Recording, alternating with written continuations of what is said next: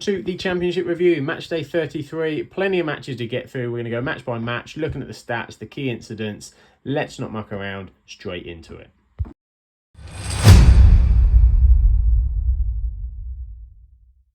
Elias Chair hit a double as the Rams were battered 4-0 at QPR, with Derby now dropping into the relegation zone on goal difference.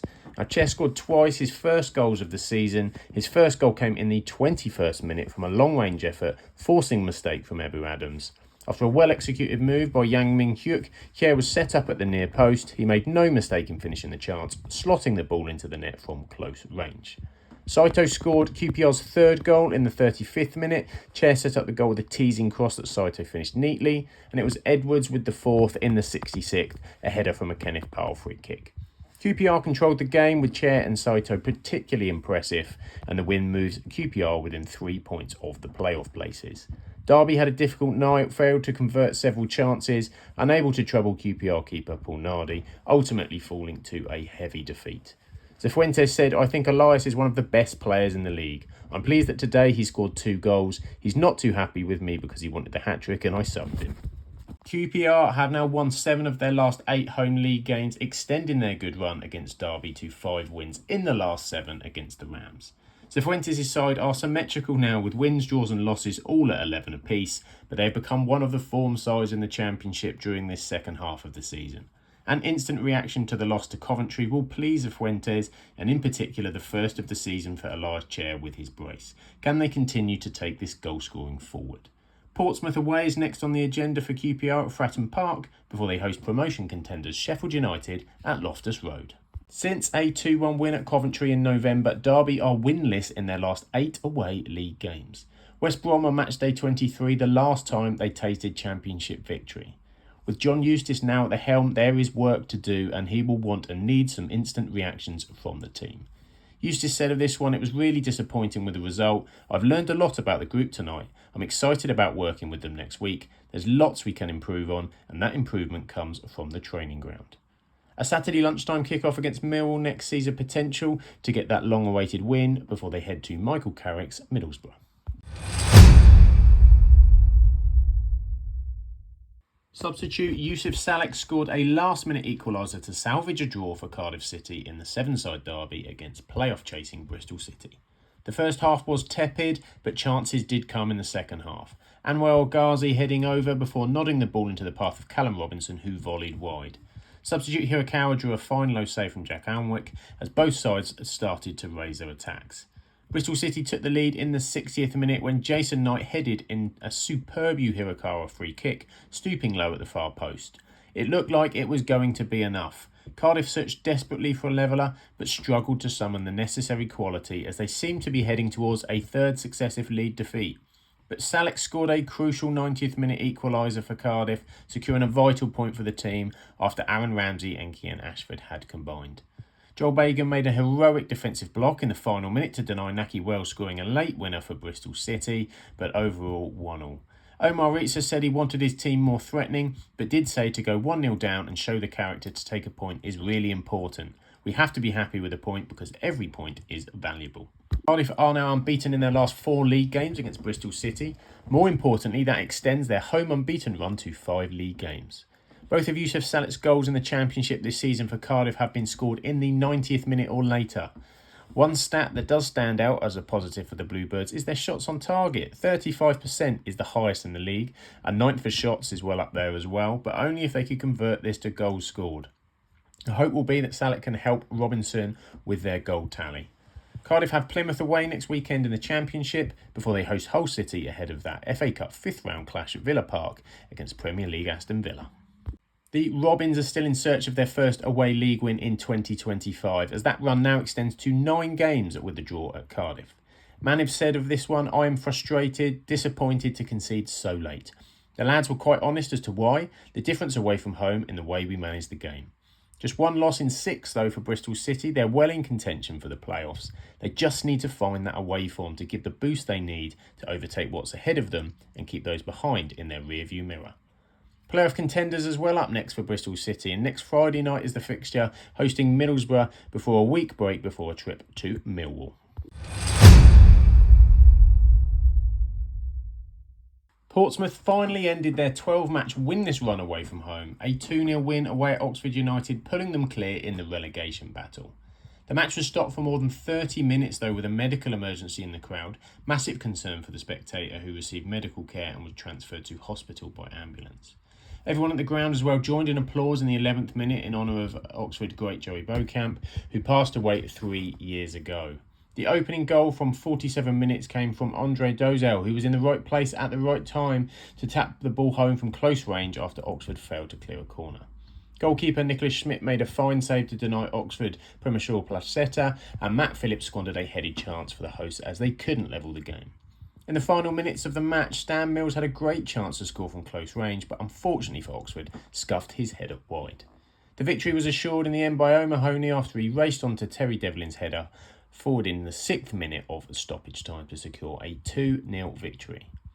Now, afterwards, manager said, "I've been joking with Dozel about his goal scoring. I think I might have had more than him this season, but he's very good technically. He's been excellent for the past couple of weeks. Today, I thought he was outstanding." Entering form of late from Oxford, as that's 3 matches now without hitting the back of the net. After a really good season after promotion to the Championship, they need to be careful not to get dragged down into the fight. Rowett said, "I thought we got into some really good positions, but it's that final pass. It's been creeping in for the last 3 or 4 games. To get someone into a goal-scoring position just hasn't quite been there." Oxford have struggled with Portsmouth generally as an opponent. That's now 1 win in their last 11 against Pompey, winless in their last 6 league games against them. The Hawthorns will host Oxford's next game on Saturday as they take on West Bromwich Albion before a Saturday lunchtime kick-off against Coventry City. Back-to-back wins, though, will do very nicely for Portsmouth as they go 7 clear of that all-important relegation line. Cardiff and Oxford both dispatched in a week. Portsmouth will also be buzzing to end that nasty away league record as they had 7 consecutive defeats on the road, with this one recognising just their 2nd away win all championship season. It also ends that poor record at Oxford, winning just 1 of their last 7 at the Kassam Stadium in the league, onwards and upwards for Mousinho's men. Portsmouth will face QPR next on Saturday afternoon before an away trip at struggling Luton Town. Another 0-0 in a Burnley game, this time at Deepdale against Preston North End. An 11th clean sheet in a row though for the Clarets. Despite having more possession with 56% and more shots, 11 compared to Preston's 5, Burnley failed to convert their chances. Lyle Foster indeed missed 2 clear openings. Preston overall defended well, they made crucial blocks and managed to keep Burnley at bay. The game was closely contested, both teams having their half chances. Preston's Milutin Osmajic and Burnley's Zion Fleming had notable efforts that were blocked. But we do have to attend to the biggest talking point out of the game, the flashpoint that involved Hannibal and Osmajic. Hannibal Mejbri, he reacted furiously to something that appeared to be said by the Preston striker. It was later confirmed Hannibal had accused Osmajic of racially abusing him, which the player has denied. An irate Hannibal approached boss Scott Parker, with referee Andrew Kitchen also involved in lengthy discussions after the incident. Saw a big stoppage in play and it will now be dealt with by the EFL. It looks like there's some allegation that Osmajic has said something, said Scott Parker. At the moment, it's he said, she said. It looked like the referee handled it well in terms of the procedure. That's what's meant to happen. A draw at home for Preston maintains their unbeaten Deepdale run and extends it to 9 games. It's their longest home league run without defeat since 2019. But Burnley are a tough nut to crack for a lot of teams this season, with Preston also now winless in their last 5 against the Clarets in league matches. Chance creation has been an issue all season for Preston, with the Lilywhites 22nd in the league for shots and 24th for shots on target. They draw another blank against Burnley with that resolute defence of theirs. Now next up for Preston, they take on Millwall on Tuesday in a catch-up fixture before they travel to Coventry City next weekend. Burnley have now kept 11 consecutive clean sheets in the Championship. Only Manchester United have kept more consecutive clean sheets across England's top 4 tiers, keeping 14 in a row in the Premier League in 2008-2009. Of course, something inappropriate has been said to Hannibal, which he reported. Scott Parker said you could see that he was very distressed, and in that moment we tried to get some context into exactly what has happened. He was very emotional. Burnley released a statement saying well done to the officials afterwards and said they'll now wait to hear what's going to happen with proceedings. In terms of the football, though, it's 2 points drop for Burnley, with Leeds and Sunderland yet to play. That's 6 goalless draws in their past 10 games. Burnley defend their clean sheet record against Sheffield Wednesday next at Turf Moor before an all-championship FA Cup tie away at the same opponents, Preston, as they enter March.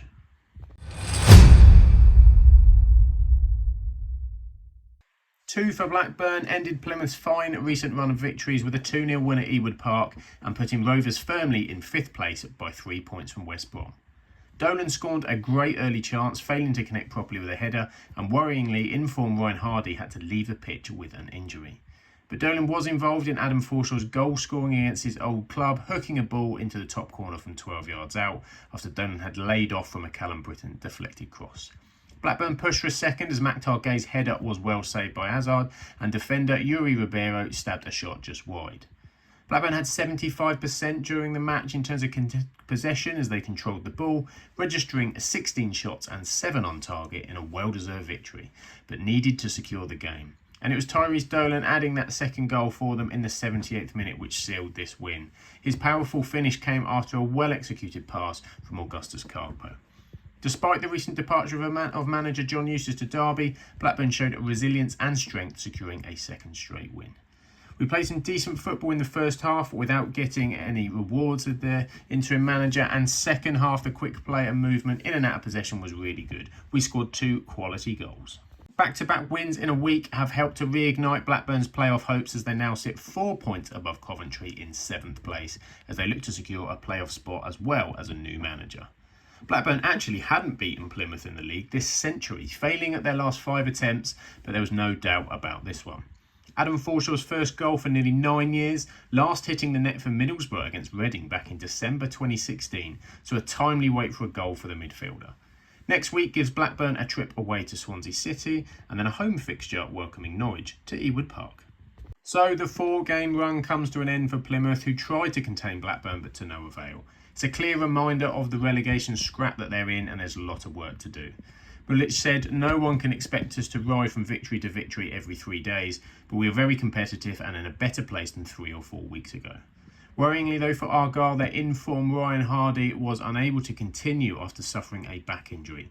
Hopes from Plymouth is their recent goal scorer won't be sidelined for too long. Wednesday Championship fixture for Plymouth away at Luton next, before a home Saturday game against Cardiff City. Both teams fighting for survival, so huge games on the horizon for Plymouth. City and Norwich City drew 1-1 in a battle of the cities, with Matt Crooks and Josh Sargent cancelling each other out at the MKM Stadium. 14 minutes for the opener from Hull as they started stronger. Louis Coyle delivered a low cross on the right and Crooks steered in from close range for a deserved lead. Could have been 2 as the Tigers were on top in the first half.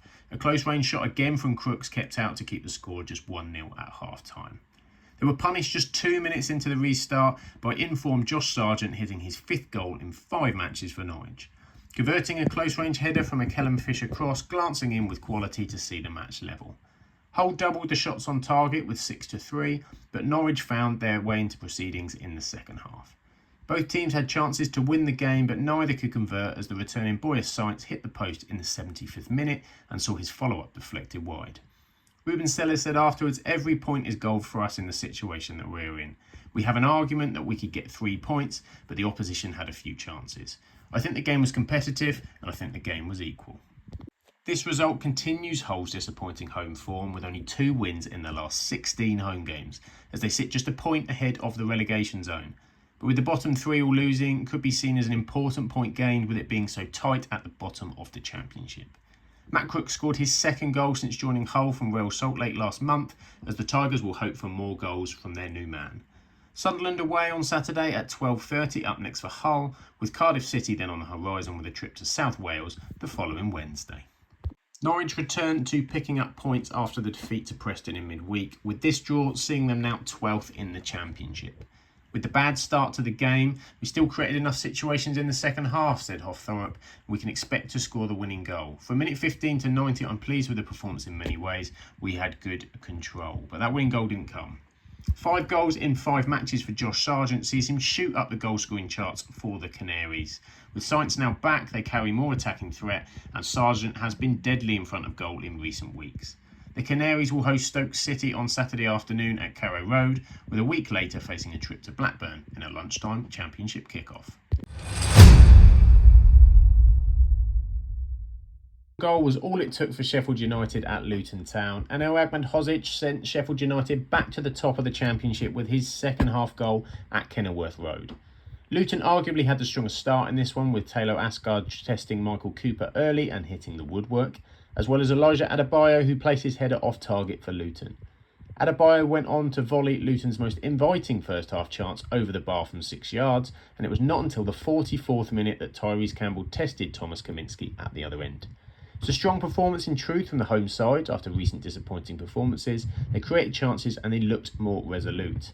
It was 79 minutes for the breakthrough though for the Blades. Liam Walsh's cross found Ahmed Hozic, and despite calls for offside, he turned the ball home. A vital goal at both ends of the table, but from a Sheffield United perspective, they need to keep the foot on the accelerator with Leeds and Sunderland pressing them, although the Burnley draw a bonus for them this weekend. Both teams had chances in the final minutes, but neither could convert. Carlton Morris's glancing header from Alfie Doughty's cross was palmed away by Cooper, and Ben Brereton Diaz hit the crossbar as it ended 1-0. Wilder said the target is on our back because of the position that we were in, and because it was Sheffield United against Luton Town. It never felt like a team at the top of the division versus a team that were rock bottom. Bottom of the table still for Luton, and while they wouldn't have expected a win going into this one with Sheffield United, they fought, but they're ultimately desperate for points. Bloomfield was positive. He said that this is a Luton performance. It had the identity, the character and personality of a Luton team. That is what we asked for before the game, and the lads gave it to us in droves. That's 3 losses on the trot against Sheffield United in the Football League, but more worryingly, that's 4 league games at home without a win and without scoring. It's the first time that they've ever failed to score in 4 home league games in the Football League. It's a huge clash with relegation implications this Wednesday as Luton host Plymouth before a Sunday fixture for Matt Bloomfield's side at Watford. Huge win for Sheffield United, which puts them top, awaiting the outcome of Leeds United against Sunderland on Monday night. Wins are the currency that they need. Callum O'Hare providing an assist just 40 seconds after coming on as a substitute, providing how important he is to this team and scoring goals. 4 wins on the trot, and that's vital for the Blades in this important part of the season, where they want to see the prize for all their hard work with promotion. Next Monday, it's the big one. Top 2, Sheffield United and Leeds United at Bramall Lane, all eyes glued on that outcome, before they travel to QPR the following weekend. A header from Moussa Sissoko gave Watford all 3 points against an out-of-form Middlesbrough at the Riverside. Watford offered real danger on the counter-attack and came into the first half causing Middlesbrough constant problems. Georgi Chakvetadze twice went close, and Ida Kiambe wasted the best chance of the lot as the home side found themselves on the back foot. Moussa Sissoko scored the decisive goal for Watford in the 41st minute, powerfully heading in Imran Lauzer's corner after some poor defending from Middlesbrough. Borough had several chances to equalise, but they couldn't convert. Delano Bergzal came on at the break and went close 3 times as well, as Rav Vandenberg hitting the post. Numbers of chances during the game were similar, as Borough had slightly more possession, but the goal would not come. Watford substitute Tom Ince almost sealed it before the end, racing clear of the offside trap, only for Travers to save 1-on-1. But Watford stayed strong to inflict a second successive home defeat on Borough. We were challenged in the last 15-20 minutes, but I don't want to come over what I thought was a fantastic performance, said Tom cleverly. It was by no means back to the wall. We should have been out of sight going into that 75th minute. Defeats in 6 for Middlesbrough. There is pressure building on Michael Carrick with 4 consecutive championship losses, now seeing Middlesbrough drop out of playoff contention fast. Carrick said there's no sugarcoating it. We're in a tough spot at the moment. You could smell it and feel it around today, and we need to face up to the reality that results haven't gone as well as we would have liked at late. Last season, Borough did the double over Watford in the league, but it reversed itself this season with the 2 defeats. The form is not good, and the fans are getting frustrated. Borough are back in action on Friday night at Ashton Gate as they travel to Liam Manning's Bristol City ahead of a Tuesday rearranged championship fixture at Stoke City.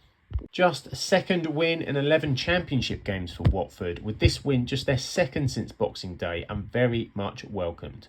Watford do the league double over Middlesbrough for the first time since 1989-90, having lost on their last 2 trips prior to the Riverside. Moussa Sissoko scored his first away goal in English League football since he scored against Huddersfield Town for Tottenham back in September 2017. And Watford host Luton Town next on Sunday lunchtime in the Championship before their trip the following weekend at Stoke. Even at the Den as Millwall drew with West Bromwich Albion 1-1. Both goals in the first half as the points were shared in this Championship clash. An early penalty call for Millwall fell on deaf ears as the home fans were shouting for a Callum Styles handball when under pressure from Aaron Connolly, but no penalty was given. On 19 minutes, the early deadlock was broken as Jake Cooper scored a towering header from a Femi Aziz cross, having delivered some warnings from early set pieces. Just 7 minutes later, and the unfortunate Joe Bryan scored his second own goal in a week, with Darnell Furlong's low cross deflecting off Bryan into the corner of the net. The equaliser was a tad fortunate for the away side, but it did give the Baggies some momentum. Grady Diangana's deflected effort crashing back off the crossbar. West Brom goalkeeper Joe Wildsmith produced a string of saves to deny the much improved Lions after the break. He tipped another Cooper header over. He also denied Japhet Tanganga from the resulting corner. The match was end-to-end in the second half. Lucas Jensen also made several key saves to keep his team in the game, but it ended a draw.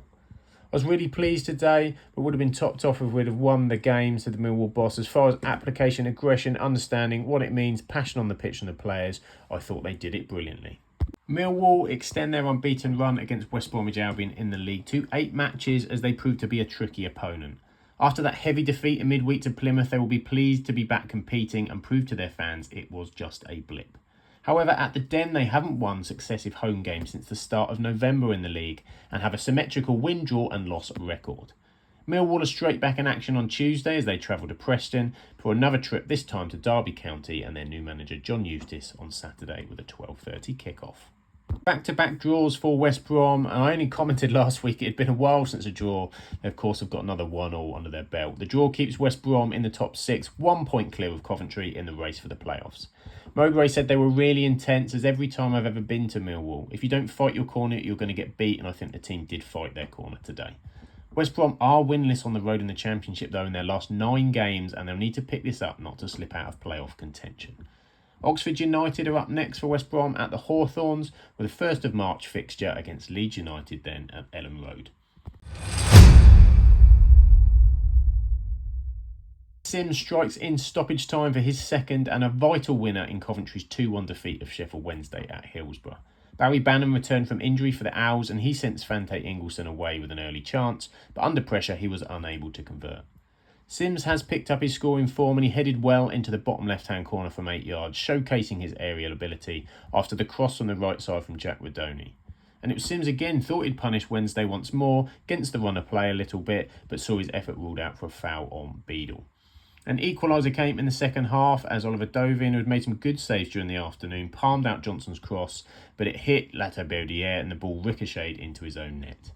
Sheffield Wednesday overall had 22 shots with 9 on target, but just the 1 goal. They were finishing stronger, they had a couple of late penalty shots waved away, but a massive error from keeper James Beadle saw an up and under spilled right to Sims. The striker pounced on the mistake to give the Sky Blues all 3 points.